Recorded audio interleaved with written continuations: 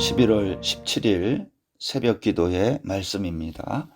오늘은 욥기 13장 1절로 19절입니다.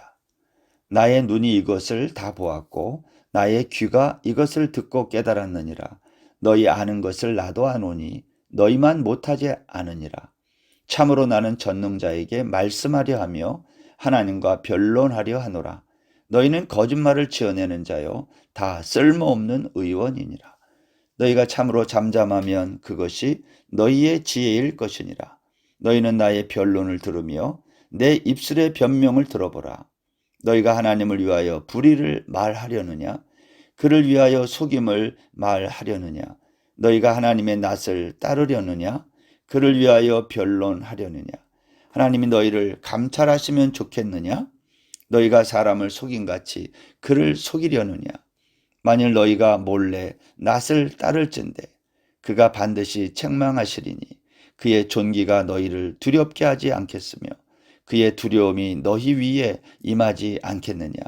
너희의 격언은 재 같은 속담이요 너희가 방어하는 것은 토성이니라. 너희는 잠잠하고 나를 버려두어 말하게 하라. 무슨 일이 닥치든지 내가 당하리라. 내가 어찌하여 내 살을 내 이로 물고 내 생명을 내 손에 두겠느냐.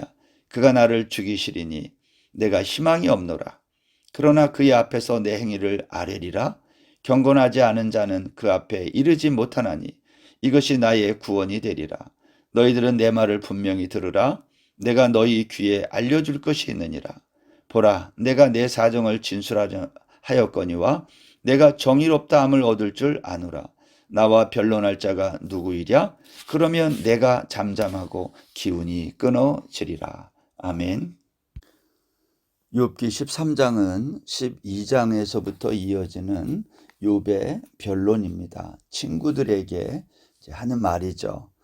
오늘 여기 1절, 2절 말씀해 보면 나의 눈이 이것을 다 보았고 나의 귀가 이것을 듣고 깨달았느니라. 너희 아는 것을 나도 아노니 너희만 못하지 않으니라.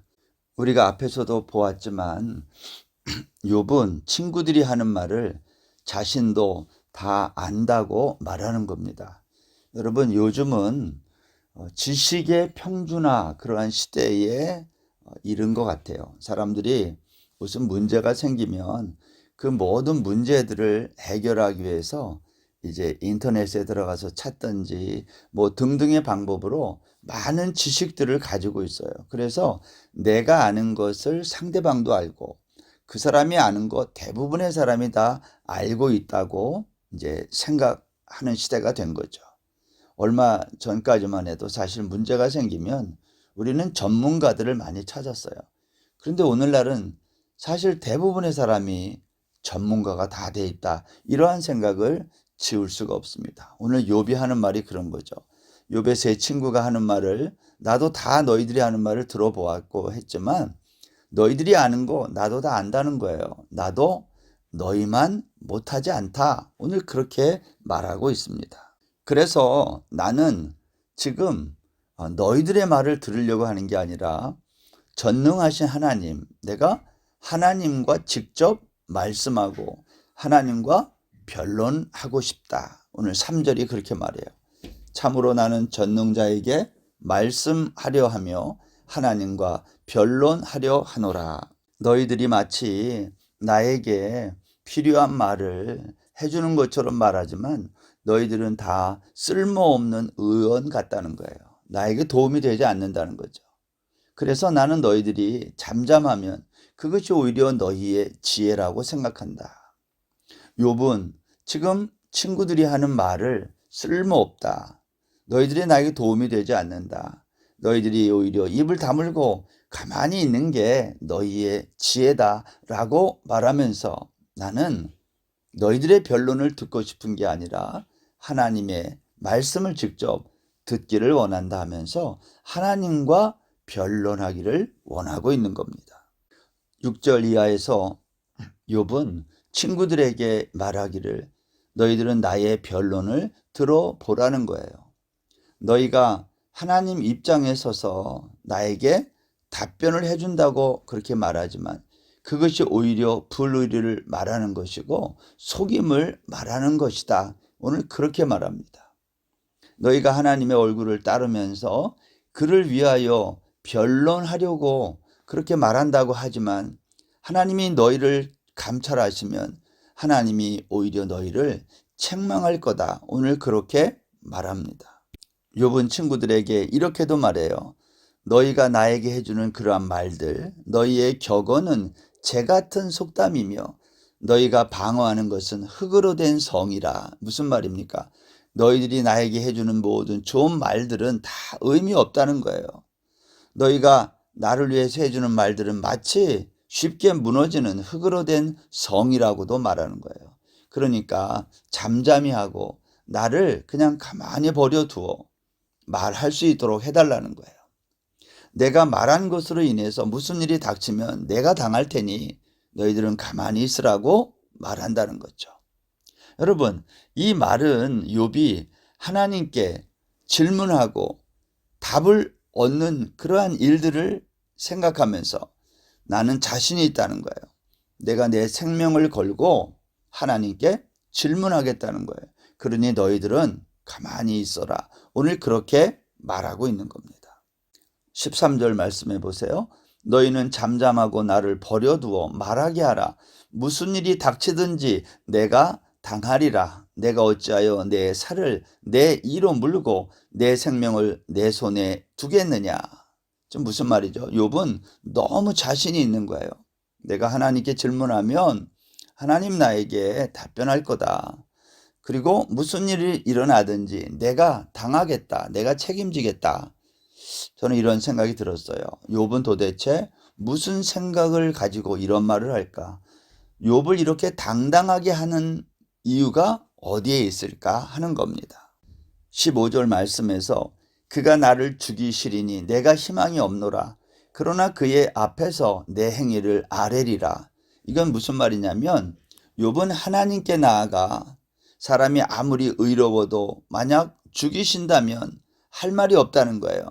동물들의 세계, 또 인간의 지혜와 권세 있는 자들, 나라들의 흥망성쇠가 하나님의 손에 달려 있음을 앞에서 이미 다 말했거든요. 때문에 내가 아무리 의로워도 하나님이 죽이시면 내가 죽을 수 있다는 거예요. 그러나 나는 죽더라도 하나님께 답을 듣고 싶다는 거예요. 이것이 여러분 욥이 자기의 생명을 걸고 하나님께 질문하고 있는 모습인 거예요. 15절 말씀에 보면요. 새번역 성경에서는 이 부분을 이렇게 얘기했어요. 하나님이 나를 죽이신다 해도 나는 더 이상 잃을 것이 없다. 그런 말이에요. 그가 나를 죽이실지라도 나는 그를 의뢰하리니, 이 말은 하나님이 나를 죽이신다 해도 나는 더 이상 잃을 것이 없다. 이것은요, 지금 욥이 처한 상황이 더 이상 밑바닥으로 내려갈 수 없는 그러한 제일 마지막 바닥까지 왔다는 것을 말하는 거예요. 그럼에도 불구하고 자신이 이걸 승복하지 못하고 받아들일 수 없는 것은 자기가 이런 재앙을 당할 정도로 나는 잘못한 게 없다. 그게 욥의 주장인 거예요. 욥은 내가 이런 재앙을 당할 잘못한 게 없지만 하나님이 그래도 죽이신다면, 이렇게 하신다면 나는 할 말이 없다. 그것까지도 인정하고 있는 거예요. 그래서 욥은 자신의 목숨을 걸고서라도 하나님의 답을 얻고 싶다는 거예요. 이것이 욥의 신앙입니다. 이것이 욥의 인내라는 거예요. 난 정말 잘못한 게 없는데 그래도 하나님이 나에게 이 재앙이 필요해서 재앙을 내리신다면 나는 할 말이 없고 난 그것을 인정하겠다. 그 모든 것을 내가 감내하겠다. 이것이 욥의 인내라는 거예요. 16절 말씀입니다. 경건하지 않은 자는 그 앞에 이르지 못하나니 이것이 나의 구원이 되리라. 이 말씀도 새번역 성경을 보면 조금 이해하기가 쉬운데, 경건하지 않는 자는 하나님 앞에 서지 못한다는 거예요. 그런데 욥은 나는 하나님 앞에 서고자 내 생명을 걸고 나선다는 거예요. 이게 나의 구원이 될 거라고 믿는 겁니다. 새번역은 이걸 이렇게 번역했어요. 적어도 이렇게 하는 것이 내게는 구원을 얻는 길이 될 것이다. 사악한 자는 그분 앞에 감히 나서지도 못할 것이다. 여러분, 욥이 이렇게 하나님 앞에 당당하게 목숨을 걸고서라도 나가려고 하는 것, 그것을 통하여 오늘 성경은 우리에게 무엇을 말하려고 하는 것일까요? 욥의 친구들이 말하는 그 가치관이 있어요. 세계관이 있어요. 욥의 친구들이 말하는 그러한 체계를 넘어서는 것, 그게 복음인 거죠. 여러분, 욥의 친구들은요, 전통을 이야기했어요. 또 엘리바스는 자기가 계시를 받았다는 거예요.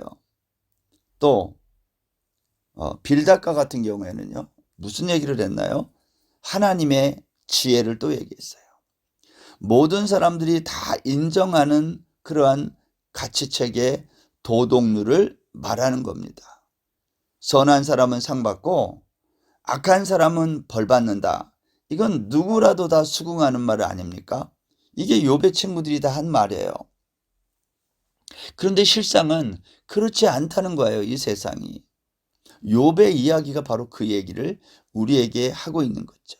그래서 이러한 불합리한 세상에서 도대체 하나님은 어떻게 세상을 경영하시는지 욥은 알고 싶은 거예요. 그런데 사람들은 이러한 복잡한 생각을 하려고 하지 않는 거예요. 그렇죠?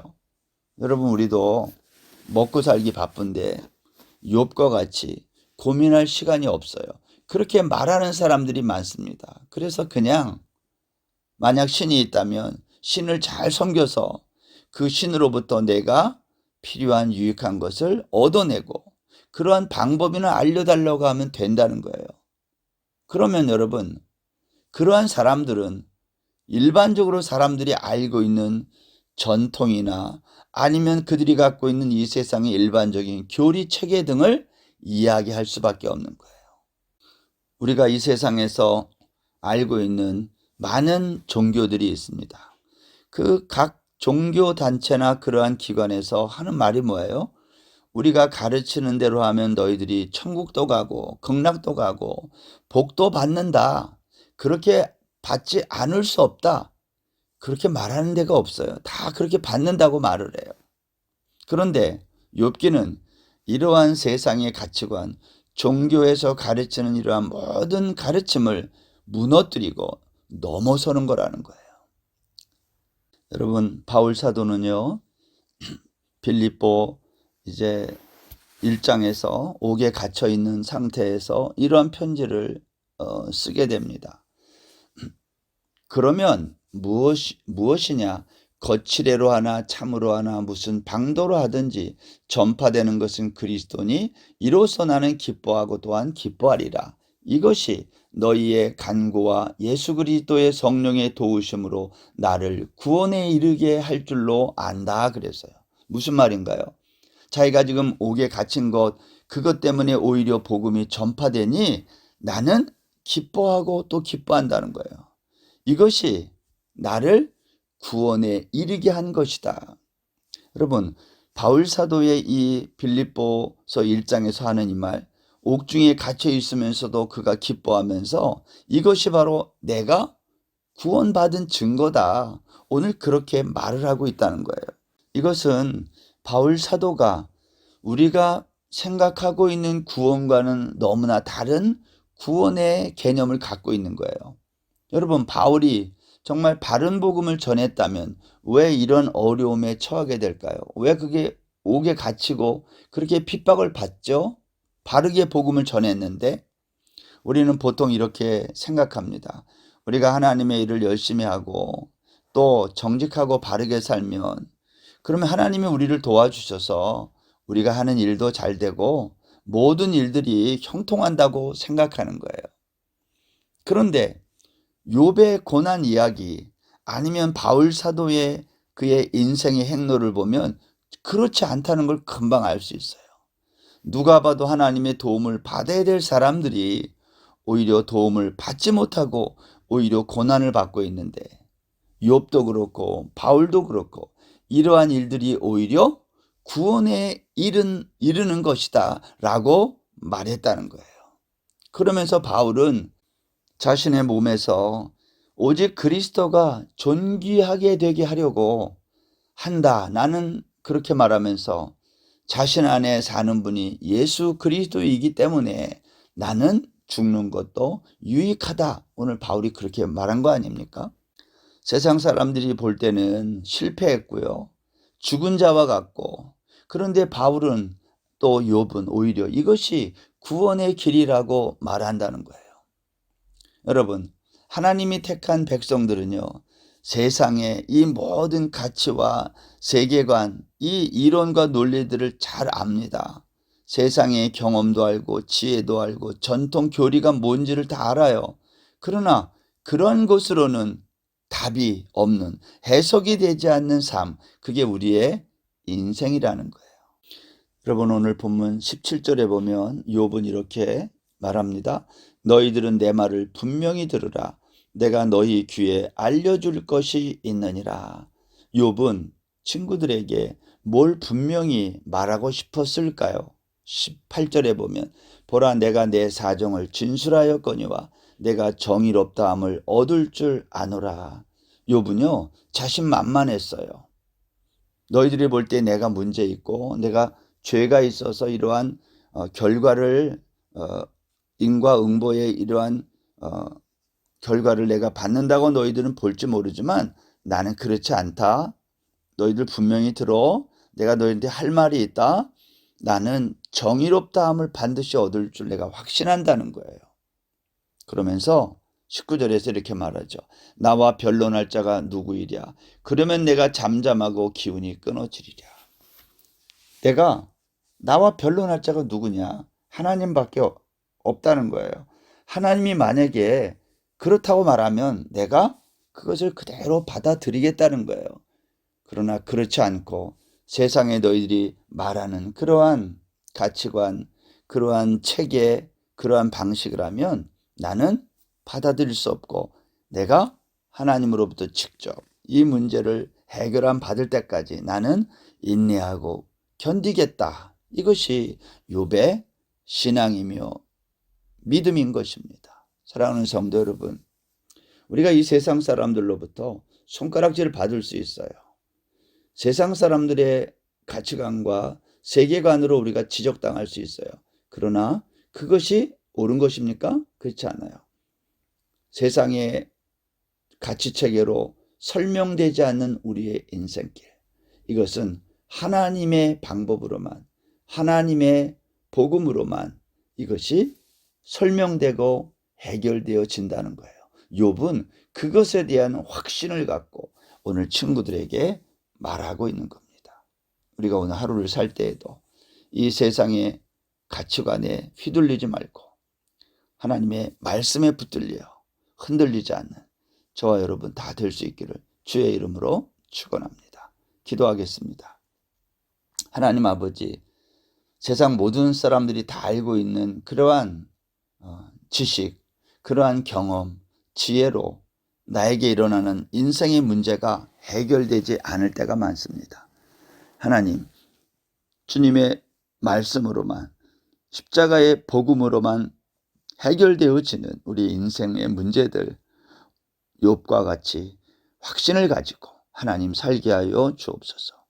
바울이 받았던 고난, 욥이 받았던 고난, 세상 사람들이 이해할 수 없는 고난을 우리가 십자가 안에서 풀어내는 믿음의 사람들 다 되게 하여 주옵소서. 감사하며 예수님의 이름으로 기도드립니다. 아멘. 오늘 하루도 평안하세요.